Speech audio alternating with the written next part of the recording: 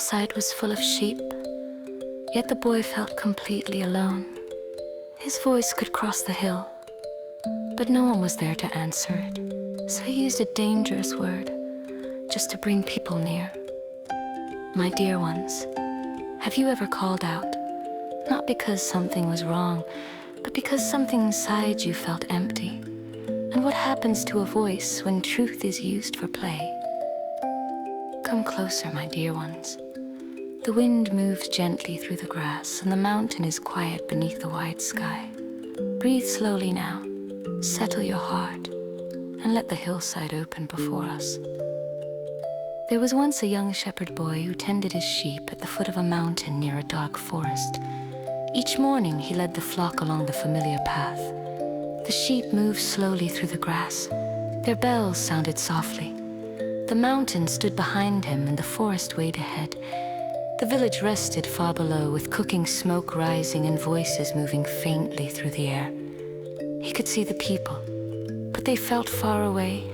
Their laughter sometimes reached him, then faded, and the boy sat alone. At first he spoke to the sheep.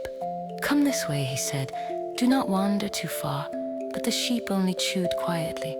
So he spoke to the wind, then to the stones, then to the shadow of the forest.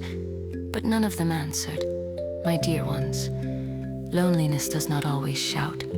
Sometimes it sits beside a child quietly, until mischief begins to sound like company. One afternoon, the boy looked down toward the village. A thought came to him, small at first, then brighter. "If I call," he whispered, "they will hear me." He looked toward the forest. No wolf was there, only shadows beneath the trees, only birds lifting from the branches, only the stillness of the hillside. Still, the boy smiled. He cupped his hands around his mouth. Then he ran down the slope and cried, "Wolf! Wolf!" His voice crossed the hill. It flew down into the village. At once the people looked up. A farmer dropped his rope. A woman left her basket. 2 young men ran with sticks in their hands. They came quickly up the path through the grass, breathing hard beneath the sun. And for the first time that day, the boy was not alone. When the villagers reached him, they looked toward the forest. "Where is it?" One man asked. "Which way did it run?" The boy pointed vaguely toward the trees. "I think it went back," he said. The people searched the hillside. They checked behind stones. They looked near the thorn bushes. They counted the sheep. Nothing was missing. No wolf tracks marked the dust. Only the boy stood there, trying not to smile. Some villagers sighed. Others shook their heads, but a few stayed for a while. They spoke kindly. They watched the forest. They made him feel important, and something inside the boy quietly learned the wrong lesson. The next day, the hillside returned to silence. The sheep grazed. The grass bent softly. The village voices stayed far below. The boy told himself he would not call again. But loneliness returned, slowly, patiently, like shade crossing the earth. By midday, he remembered how quickly they had come, how their feet had hurried because of his voice. The forest stood quiet. The sheep were safe, but his heart wanted the village again. So once more the boy ran toward the slope. Once more his voice crossed the hill. "Wolf! Wolf, please come quickly." Again the villagers came. Not all of them this time, but many. They climbed the path with worried faces. A young farmer arrived first. "Where?" he asked. The boy pointed toward the forest. The villagers searched. They found nothing. Only grass, only stones, only sheep grazing calmly in the light.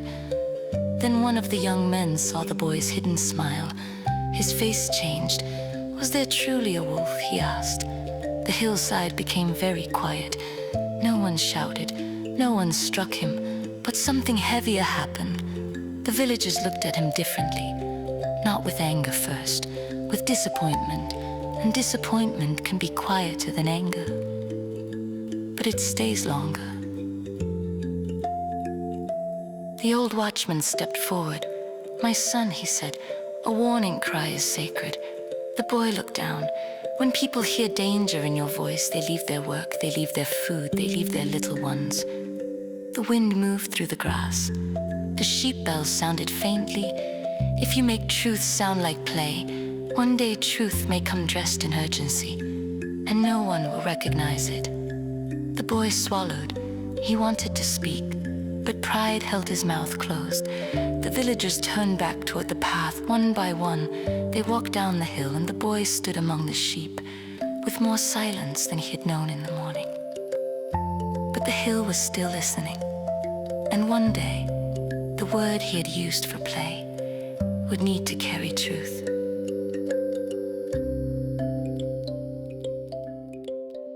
The forest did not shout when danger came. It only opened its shadow and let the wolf step through. The young shepherd boy's breath grew small, and suddenly, the cry he had wasted before was the only cry he needed.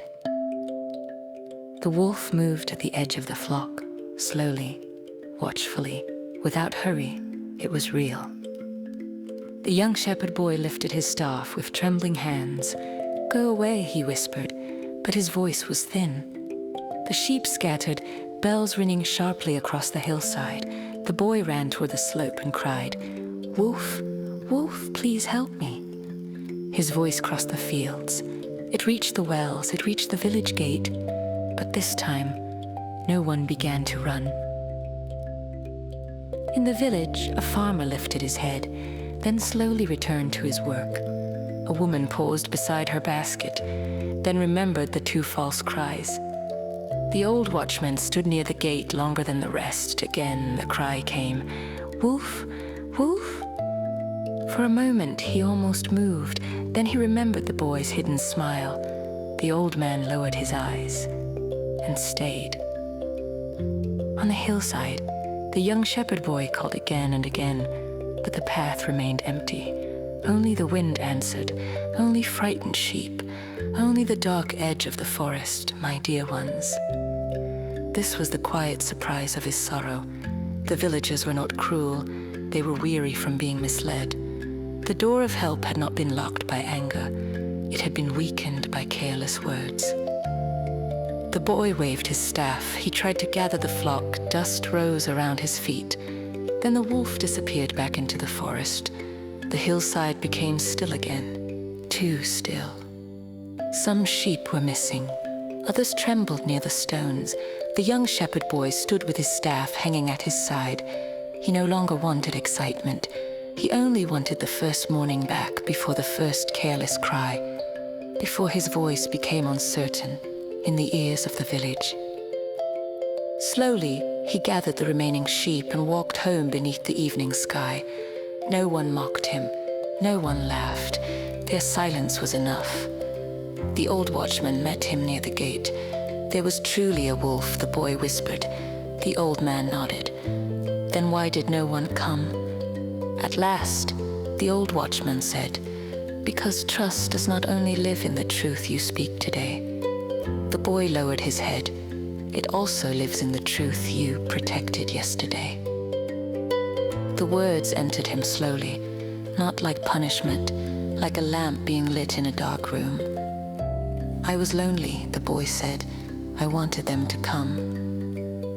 The old watchman placed a gentle hand on his shoulder.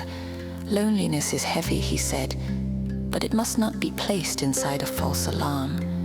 "What can I do now?" the boy asked. "You begin where trust always begins, with the next true word." In the days that followed, the young shepherd boy returned to the hill. The mountains still rose behind him. The forest still stood ahead. But he listened differently now. When loneliness came, he did not turn it to danger. He spoke plainly. "I am lonely today.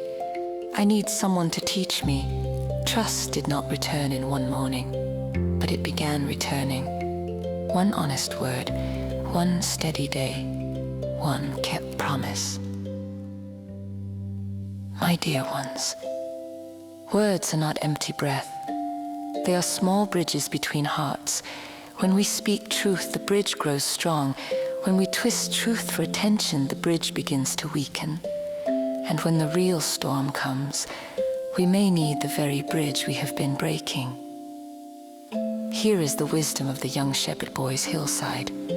A false cry may bring people once, it may bring them twice, but truth loses its road when lies have worn the path. The voice that plays with fear may not be heard when fear becomes real. Trust is carried in small words before it is needed in large ones. So, my dear ones, what small truth can you protect today? What would change if your voice became a safe path for truth? My dear ones, may your words be steady and true. May your voice carry trust. May you speak with care in quiet moments. May loneliness never teach your tongue to deceive. May your heart remember, truth is not only spoken, it is carried, it is protected, it is lived. If this story has rested gently within your heart, we would be honored if you stayed with us. Subscribe and return whenever you need quiet wisdom again.